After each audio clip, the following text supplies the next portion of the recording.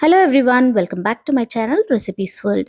ఇవాళ మనం ఉగాది స్పెషల్ ఉగాది పచ్చడి ఎలా చేయాలో చూద్దాం. చాలా చాలా బాగుంటుంది.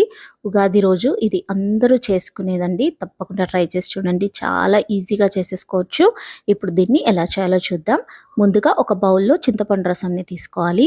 మీకు ఎంతైతే పులుపు ఇష్టమో దాన్ని బట్టి చింతపండు రసంని తీసుకోండి. ఇప్పుడు ఇందులో చిన్న చిన్న ముక్కలుగా కట్ చేసుకున్న పచ్చి మామిడికాయ ముక్కలను వేసుకోవాలి. ఇవి కూడా మీకు ఇష్టం వచ్చినని వేసుకోవచ్చు. నేను ఒక హాఫ్ కప్ వేసాను.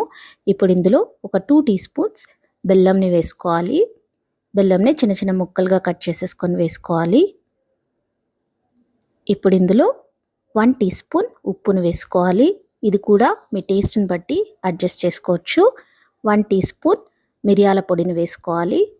ఇప్పుడు ఇందులో వేప పువ్వుని బాగా వాష్ చేసేసుకొని ఈ వేప పువ్వుని ఇందులో వేసుకోవాలి. ఈ ఉగాది పచ్చడిలో 6 రుచులు ఉండాలి. అందుకనేసి మనం ఈ 6 రుచులని ఇందులో వేస్తున్నాము. ఈ వేప పువ్వు కూడా వేసేసిన తర్వాత ఇందులో మనం వేసిన బెల్లం అంతా కరిగిపోయేంత వరకు ఇలా బాగా స్పూన్తో కలుపుకోవాలి. టేస్ట్ అయితే చాలా బాగుంటుందండి. ఇది రెడీ కాగానే గ్లాస్లో పోసేసుకొని తాగేయాలంతే. చూసారా, ఇది రెడీ అయిపోయింది. చాలా చాలా టేస్టీగా ఉంటుంది. ప్రేమతో వండండి, ప్రేమతో వడ్డించండి. ఒకవేళ మీకు ఈ రెసిపీ నచ్చినట్లయితే లైక్ చేయండి, షేర్ చేయండి, కామెంట్ చేయండి. ఇంకా తప్పకుండా సబ్స్క్రైబ్ చేయండి. Thank you.